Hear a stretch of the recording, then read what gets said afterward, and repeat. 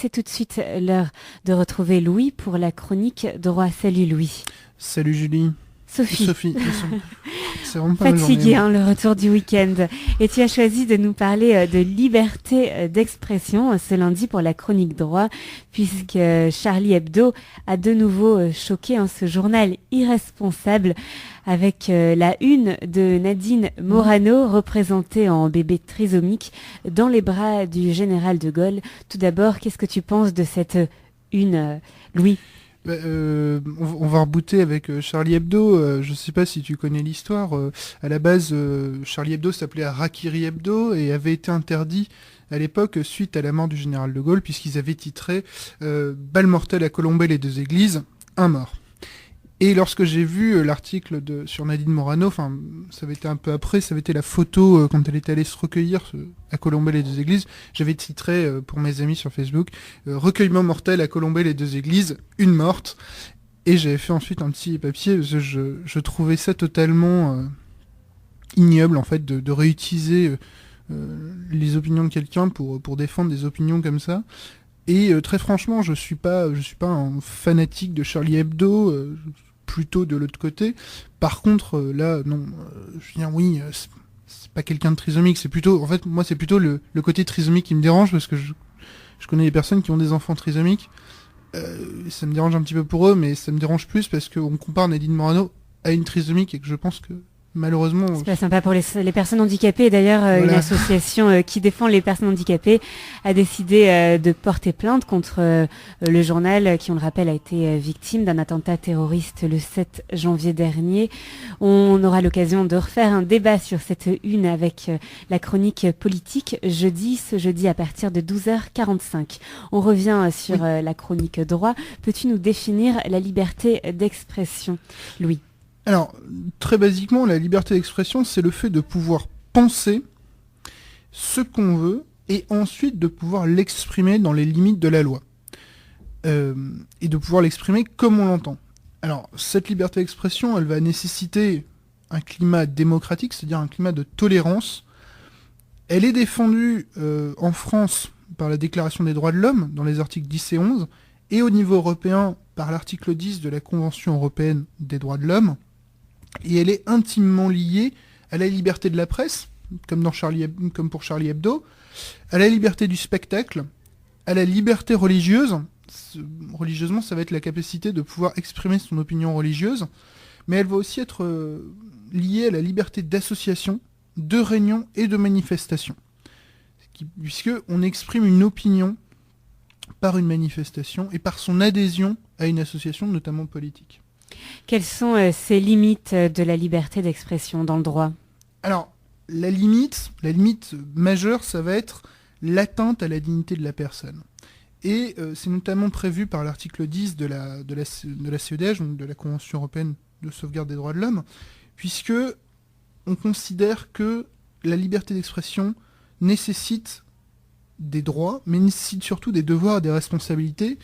On a le droit de penser ce qu'on veut, on peut l'exprimer, mais on doit faire attention, lorsqu'on exprime son opinion, à ce qu'elle ne vienne pas dénaturer l'opinion d'autrui ou porter atteinte à l'honneur d'autrui, à sa vie privée, dans les limites du raisonnable. On a le droit de porter atteinte à la vie privée de quelqu'un lorsque c'est une information importante, une information d'intérêt général. Bien entendu, par exemple, un tueur en série, on a le droit de faire un article sur lui. Par contre, parfois on peut se poser la question de l'intérêt général lorsqu'on peut, par exemple, prendre des photos de quelqu'un dans la rue et dire « Oui, vous voyez, cette personne est à tel endroit », quand il n'y a pas d'intérêt particulier pour le public. Peux-tu nous parler du délit de blasphème ? Alors voilà. Alors là, on va revenir sur Charlie Hebdo. Alors pas sur Charlie Hebdo avec Nadine Morano, hein, je vous rassure, le gaullisme n'est pas une religion. Par contre, on va revenir sur ce qui s'était passé en 2007 et qui, je pense, malheureusement a amené les événements de janvier dernier avec les caricatures de Mahomet. Et Philippe Val, qui avait été jugé pour injure raciale, qui avait été relaxé en 2007, oui. Voilà. Et alors, j'aimerais revenir sur le délit de blasphème. Le délit de blasphème, il faut savoir qu'il est autorisé, enfin, il existe en Europe, notamment en Allemagne, en Espagne ou en Irlande. Et il a disparu en France, sauf en Alsace-Moselle, pour des raisons particulières, mais il a disparu en France depuis 1789. Donc dire qu'il existe en France un délit de blasphème est faux. Par contre, et c'est ce que retient notamment le tribunal de Paris lorsqu'il avait jugé Philippe Val en 2007, c'est qu'il retient qu'on ne peut pas insulter les gens ou un groupe de personnes en se basant sur leur religion et en se basant sur leur appartenance religieuse. Et donc, c'est ce que retient vraiment le jugement. Je peux vous en citer un passage. La France, qui est une société laïque et démocratique, respecte toutes les croyances, et ce respect des croyances va de pair avec la liberté de critiquer les religions, quelles qu'elles soient, et avec celle de représenter des sujets ou des objets de vénération religieuse. Le droit français, et c'est parfois ce qu'ont du mal à comprendre des personnes extérieures, considère que entre guillemets, l'humour politique peut s'étendre à la religion. Et c'est pour ça qu'on a des difficultés, notamment avec Charlie Hebdo, puisqu'il est faux de considérer que Charlie Hebdo est au-dessus des lois. Charlie Hebdo a été condamné très souvent, et c'est là où il y a un problème lorsqu'on fait un parallèle avec Dieudonné. C'est que les gens considèrent qu'il y a une liberté d'expression pour Charlie Hebdo et une liberté d'expression pour Dieudonné. C'est faux. Simplement, Dieudonné a été beaucoup moins attaqué que Charlie Hebdo, et proportionnellement a été plus souvent condamné. Alors, on s'en souvient. On s'en souvient. Alors, une dernière information concernant peut-être la liberté d'expression, Louis, sur Internet. Oui. Alors, je voulais en parler parce que, alors, ça a plus concerné les juristes, mais je sais qu'il y a beaucoup de personnes qui ne sont pas juristes et qui pouvaient suivre cette personne, qui pouvaient lire son blog. Maître Eloas, donc un avocat parisien qui utilise ce pseudonyme et qui est bien connu de la blogosphère et de la twittosphère, a été condamné dernièrement par le tribunal de Paris, je crois, pour avoir calomnié l'IPF, donc c'était l'Institut pour la justice, et depuis il a décidé de fermer son Twitter. Bon, c'est ce qui m'avait amené à réfléchir sur la question. Ce qu'il faut savoir, c'est que sur Internet, il y a réellement des obligations juridiques tenant à la liberté d'expression.